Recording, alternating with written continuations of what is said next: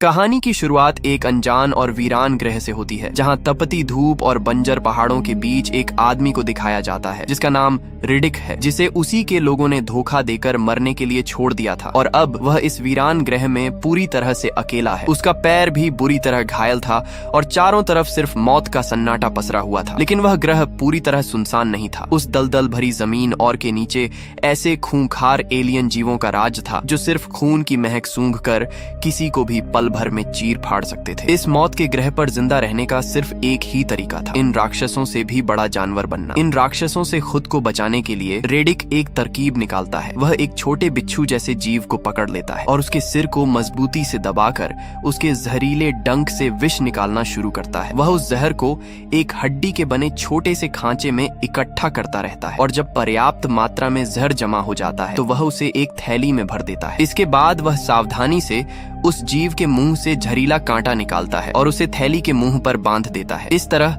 वह एक साधारण लेकिन प्रभावी जहर इंजेक्टर तैयार कर लेता है। उसका उद्देश्य साफ था, खुद को इन बिच्छू जैसे जीवों के जहर के प्रति प्रतिरोधी बनाना। लेकिन सीधे खुद पर प्रयोग करने से पहले वह अपने पालतू शिकारी कुत्ते पर परीक्षण करता है। वह बहुत कम मात्रा में जहर कुत्ते के शरीर में इंजेक्ट करता है और उसकी प्रतिक्रिया देखने लगता है। कुछ ही देर में बेचारा कुत्ता बेहोश होकर जमीन पर गिर पड़ता है। लगभग 1 घंटे बाद कुत्ता दोबारा उठ खड़ा होता है। आश्चर्य की बात यह थी कि वह पहले से भी ज्यादा चुस्त और स्वस्थ दिखाई दे रहा था। इससे रेडिक को समझ आ जाता है कि यह कोई जानलेवा जहर नहीं बल्कि एक तरह का शक्तिशाली बेहोशी पैदा करने वाला विष है। अब रेडिक खुद पर प्रयोग करने का फैसला करता है। शुरुआत में इंजेक्शन लगाते ही उसका शरीर बुरी तरह प्रतिक्रिया देता है। उसे चक्कर आने लगते हैं, उल्टियां होती हैं और कई बार वह बेहोश तक हो जाता है। उसका प्रतिरक्षा तंत्र इस जहर से लड़ने की पूरी कोशिश कर रहा था, लेकिन रेडिक हार नहीं मानता। दिन बीतते जाते हैं और वह रोज खुद को थोड़ा थोड़ा जहर इंजेक्ट करता रहता है। अनगिनत प्रयोगों और कठिनाइयों के बाद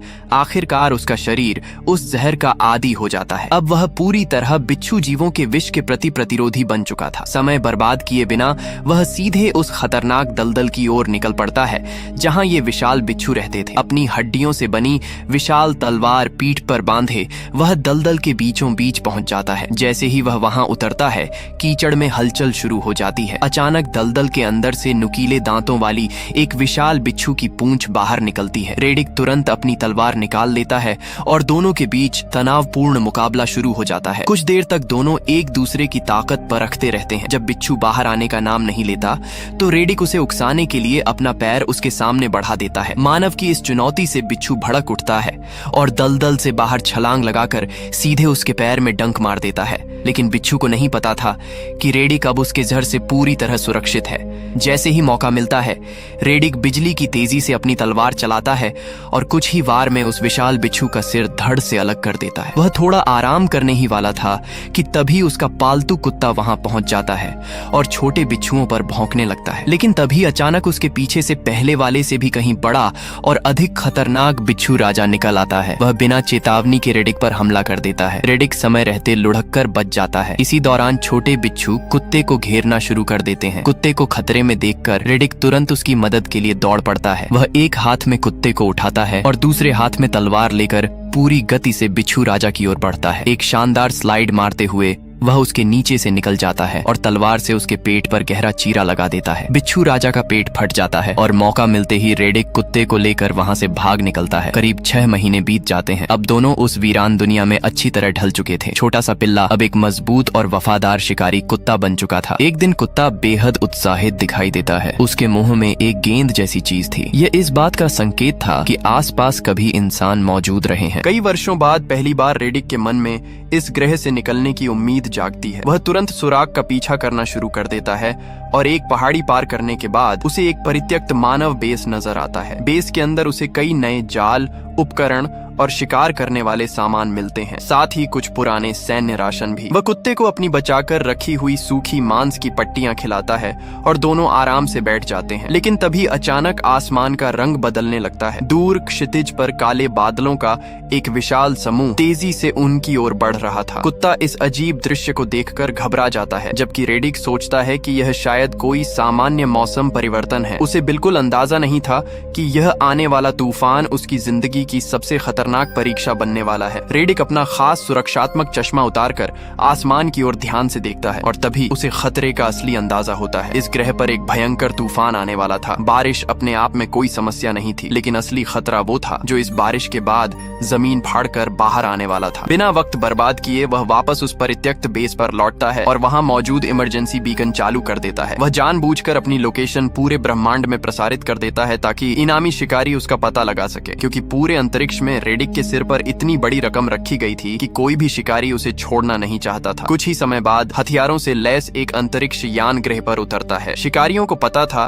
कि रेडिक को मारने या पकड़ने पर सामान्य इनाम से दोगुना भुगतान मिलने वाला है। इतनी बड़ी रकम सुनकर वे तुरंत सक्रिय हो जाते हैं और पूरे बेस की तलाशी शुरू कर देते हैं। लेकिन जब वे अंदर पहुंचते हैं तो पता चलता है कि रेडिक पहले ही वहां से गायब हो चुका है। इससे भी ज्यादा गुस्सा उन्हें तब आता है जब उन्हें दरवाजे पर लिखा एक संदेश दिखाई देता है, या तो अपना जहाज छोड़कर यहाँ से भाग जाओ या फिर अपनी जान छोड़कर जाओ। शिकारियों को समझ आ जाता है कि रेडिक ने खुद उन्हें यहाँ बुलाया था ताकि मौका मिलते ही उनका जहाज चुराकर भाग सके। लेकिन ये शिकारी भी मौत से खेलना जानते थे। उनका निर्दयी नेता, दाढ़ी वाला आदमी, इस धमकी को पढ़कर हंसने लगता है। वे अपने सबसे आधुनिक उपकरण, अत्याधुनिक सेंसर और नाइट विजन डिटेक्टर चारों तरफ तैनात कर देते हैं। लेकिन रेडिक के लिए ये सब बच्चों का खेल था। जब दाढ़ी वाले नेता को समझ आता है कि रेडिक जहाज चुराने वाला है तो वह एक चाल चलता है। वह अपने जहाज की ऊर्जा बैटरी निकालकर बेस के एक तिजोरी नुमा लॉकर में छिपा देता है ताकि रेडिक जहाज न उड़ा पाए। इसके बाद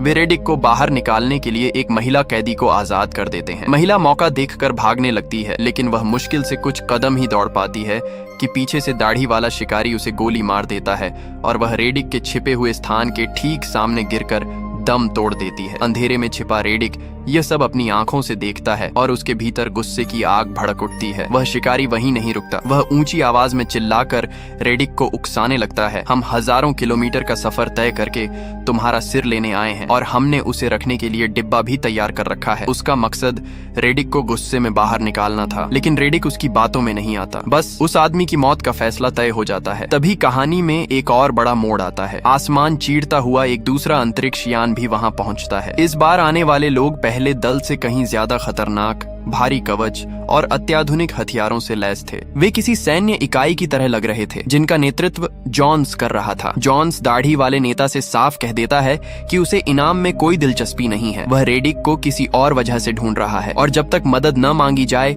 वे इस शिकार में दखल नहीं देंगे। दोनों दल अस्थायी रूप से उसी बेस में रुकते हैं। दाढ़ी वाला शिकारी जॉन्स को अपनी बैटरी छिपाने वाली योजना बताता है। एहतियात के तौर पर जॉन्स भी अपनी जहाज की एक बैटरी निकालकर उसी सुरक्षित तिजोरी में बंद कर देता है। उनकी योजना थी कि जहाजों को चारे की तरह इस्तेमाल किया जाए ताकि रेडिक उन्हें चुराने आए और सीधे जाल में फंस जाए। लेकिन वे रेडिक की असली क्षमता को कम आंकने की बहुत बड़ी गलती कर रहे थे। रात होते ही रेडिक बेस के बाहर घने अंधेरे में छिपा उनका सारा खेल समझ चुका था। शिकारियों को पता था कि रेडिक की असामान्य आंखें अंधेरे में साफ देख सकती हैं। रात उसका सबसे बड़ा हथियार थी। कुछ देर बाद शिकारियों के बेस में चारों तरफ लगे सेंसर अचानक अलार्म बजाने लगते हैं। स्क्रीन पर उन्हें एक जानवर दिखाई देता है, लेकिन वह कोई जंगली जीव नहीं बल्कि रेडिक का प्रशिक्षित कुत्ता था जो चुपके से एक सेंसर मुंह में दबाकर ले आया था। रेडिक उस सेंसर को हाथ में लेकर जमीन पर जोर जोर से मारना शुरू कर देता है। चूंकि सेंसर कंपन महसूस करते थे, इसलिए बार बार झूठे संकेत पैदा होने लगते हैं। बेस के सभी निगरानी उपकरण पागलों की तरह सायरन बजाने लगते हैं, जिससे शिकारियों में अफरा तफरी मच जाती है। परेशान होकर दाढ़ी वाला आदमी सिस्टम बंद कर देता है और नया सेंसर लगाने बाहर निकलता है। उधर जॉन्स की टीम भी सतर्क थी, लेकिन जब उनकी महिला सैनिक सामान की गिनती करती है तो उसे एक ऐसी अजीब चीज पता चलती है